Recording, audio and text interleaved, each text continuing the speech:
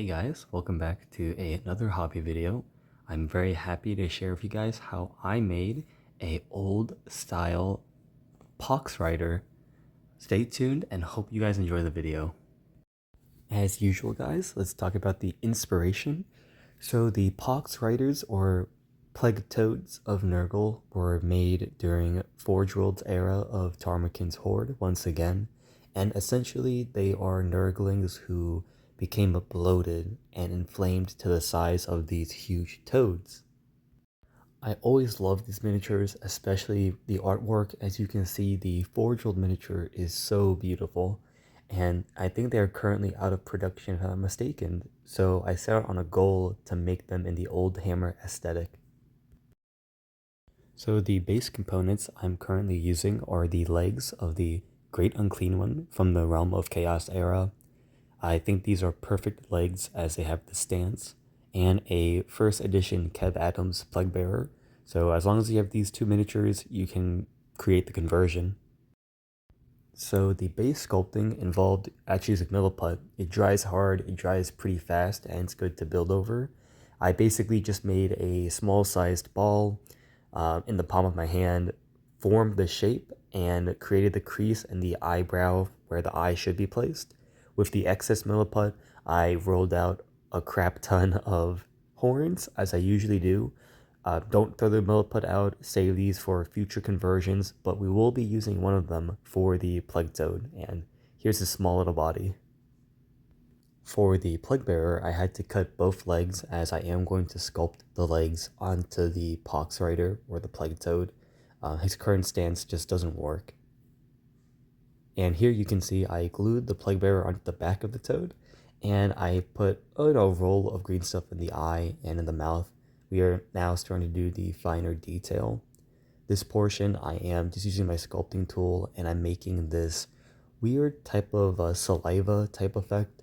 I did this on one of the bile trolls, as you see this actually in the model from Forge World, the toad with the mouth not quite open. It's like nasty strands of maybe saliva, and so I'm trying to mimic the effect. This is what it looks like after all is said and done. I think it looks pretty decent. Could have been a little bit better, but it took about 5 to 6 minutes. Just pretty therapeutic getting the tone and texture, so this is what you should aim for. And here's a huge jump. Once the gums were done, or the mouth, I started sculpting the lips and the eye and the structure. I used the Forge World models as a huge inspiration, and just like my bile trolls, I'm trying to be as tasteful as I am in the corruption and the ripped parts and boils. This isn't the Great Unclean One quite yet, and so I wanted to, just like the bile trolls, not overdo all the details. We're looking at the horn now. It's one of the dried milliput ones we used. I just put some super glue and stuck it into a ball of green stuff to create the foundation.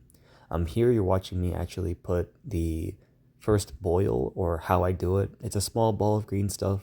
When I put it on the skin, I grab my little tool and I just smooth it out gradually where the pimple slash boil meets the skin. Really simple, and it's really effective. Not time consuming at all. Some other methods could involve actually just rolling a ball of green stuff and attaching it with super glue and then blending it in. I don't like that. I think this way is a bit more natural. It creates a pretty strong bond as well as you are blending the green stuff to previous green stuff. Onto the next detail of Nurgle. It's how to sculpt exposed, popped boils or holes in their head. So I put a ball of green stuff, I grab my silicone tool, and I just push into it.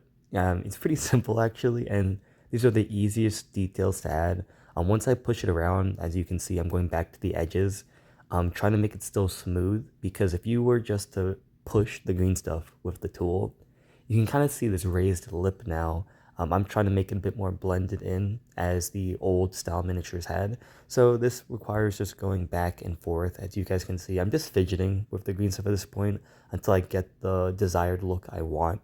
So it could take a quick 20 seconds, might take maybe a minute or two, just depending on the amount of work needed to blend it in or how much detail you want to put into this exposed skin. And here's the plague toad with the lower jaw done. So now you can see how the saliva really blends in and doesn't look awkward. The lips do help conceal and blend and just tie that whole effect together. Here I'm going to teach another, or just show how I made all these exposed fleshy parts now. So I grabbed the silicone tool and I just punch a irregular shape or an oval on the skin. Once it's punched in, I put more pressure, trying not to define this hole in the skin. Again, there are better methods to do this. You can work in stages, but for certain models like this, I'd rather work in one go. Once I punch out a more refined shape, I go into the center and just start again pressing with the silicone tool. This helps form maybe like a pimple had popped or just more nasty corruption in the skin. This flathead silicone tool helps me now raise some of the borders, so it now looks like the skin had ruptured. Again, this whole process is just going back and forth. You determine when it looks good enough. In fact, when I stopped recording, I did go back just for another second and spend another maybe minute just refining some of the details. So these parts, you put in how much effort you want for the final result. And I think it does not require a lot of skill. It's Nurgle corruption. Unless you're putting like an organ or rib cage erupting, it should be fairly simple.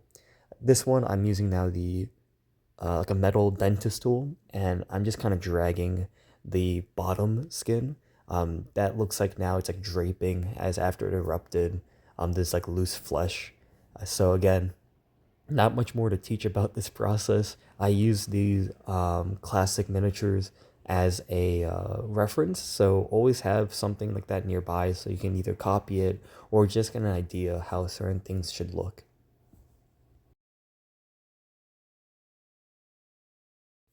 And we move along to the feet of the plague toad. Really simple details. I just put some rolls of green stuff.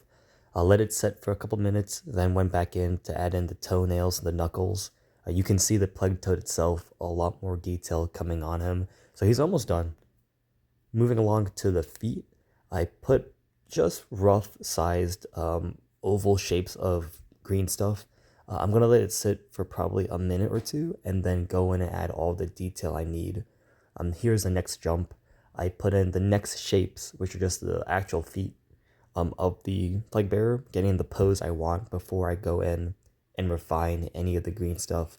I am trying to mimic how old miniatures sat on their mounts. So here's another big jump. The feet are done. I should have recorded this part, but I was really focused in trying to get it to look exactly like it was an official miniature. So the feet turned out great. I'm really happy. And on top of the plague toad, you can see I added a whole big mound of pimples, exposed skin, blended a few sections in, especially on the back. And he pretty much is done at this point. Here is the plague toad, or Poxrider, in all its glory. You can see the horn has more detail as well. I made the skin now look like it really was ripped to get this horn out, and I think he looks fantastic. It was a ton of fun. Compared to the Bile Trolls, this guy, I had nonstop, couldn't stop smiling when I was sculpting him. On to the painting section. It's going to be a little bit of a ramble as I didn't record the whole thing once again. I just want to show some of the more important processes of my Nurgle painting. I base coat this giant toad in my favorite color. It's called the Vallejo Heavy Khaki. It's their version of Death World Forest. It is not accurate at all. It's a totally different tone, but I still love it so, so much. Here is the Plague Toad and the Poxrider fully base coated, and really happy with how the colors already look. I want to show this step the most because it's such an outdated painting process. It is the global wash of Seraphim Sepia. It basically is the era of using Devlin mud over any part of the model, maybe in the 2008 to 10 era, but I love it so much that to me it feels right to do on Nurgle, especially the Seraphim Sepia. When I put it over all my different greens and beiges and tan colors, it just helps tie the whole army together, and that's the biggest goal for me. Now for this section, you're gonna see me, or is this a recap? I think this is just showing the current state of the Plague Toad after the wash and one base coat and the eyes being done. So you could honestly stop at this step and have a pretty awesome looking Nurgle force. Moving along, I'm going to show a little bit how I do like this weird green slime effect. I have the undertone set from the base coat and the Seraphim Sepia wash, which I like a lot. I go back with the Citadel Contrast Cassandora Glow or Necron Glow or something like that. And I just apply it all over, and already it's so vibrant. I love it so much. I will note I didn't record it, but after this contrast layer, I go back with the shade color Poxwalker and highlight one time with Mood Green just to make it pop. And pretty much this last like 20-second clip, I'm just adding the final highlight to the actual Toad.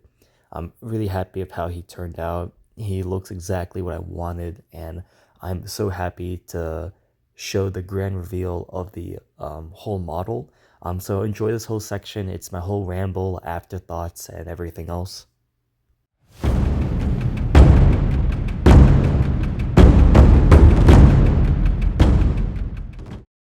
So guys, let's talk a bit more about the model after all of the sculpting and conversion. I am beyond proud of how he turned out. Long time ago, about 7 months ago, I really wanted to make a whole unit of these guys, and I never quite found the reason to do so. I am so happy to use this guy basically as my dragon ogres for Tarmakin's Horde. And you saw all the sculpting, you saw the inspiration, some of the painting. Overall, I think he turned out absolutely amazing.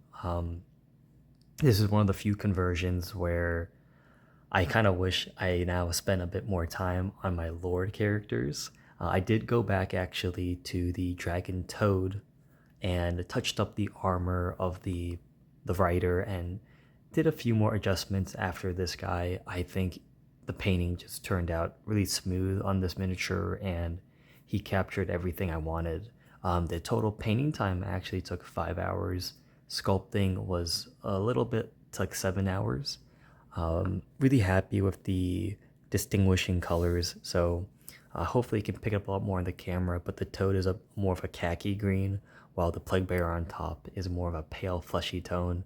And I think he turned out really well. I know I'll keep saying that, but this guy has become one of my favorite models. I'm really proud of the sculpting done on the legs. I know a lot of people, when they convert this model or Oldhammer miniatures to make mounts, they kind of just keep the legs like a V position. But I think you really do have to go the extra effort of cutting the joints and then sculpting them like how they would have it. One detail y'all should note is where the Plague Bearer meets the Toad. I actually made the skin a bit more green. I think I did that just so it helps break up the miniature, and you can kind of see a bit more clearly where the rider ends and where like the Toad begins. And I still think it works thematically. It kind of ties into the mouth color. I'm using a lot of similar tones so nothing stands out. The non-metallic came out as usual of just textures, and it's pretty fast. I just need to not spend too much time on it, to be very frank. All the boils turned out really lovely, and I'm just really happy with the model. It does, it captured everything I wanted, like I visualized, and this is one of the few conversions that I don't have anything I would change. Usually, like I had for the Bile Trolls, there's a certain portion where I think I could have gone back and adjusted it or resculpted portions. This guy I think came out 100% the way I wanted. I know I have 5 more pairs of or I have a total of 5 of these legs from the Great Unclean One, so I can definitely make a unit of these guys. They can count as Dragon Ogres for my Warriors of Chaos army because of Tarmakin's Horde, or I can use them as actual Plague Drones in my classic Nurgle Demon army. Horn colors, you guys seen it in my army. I go for like the old school black to red.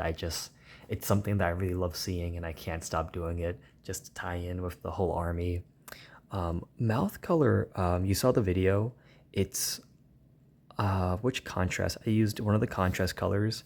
Then I went back with another shade to deepen it and give it a slight, more of like a teal blue color.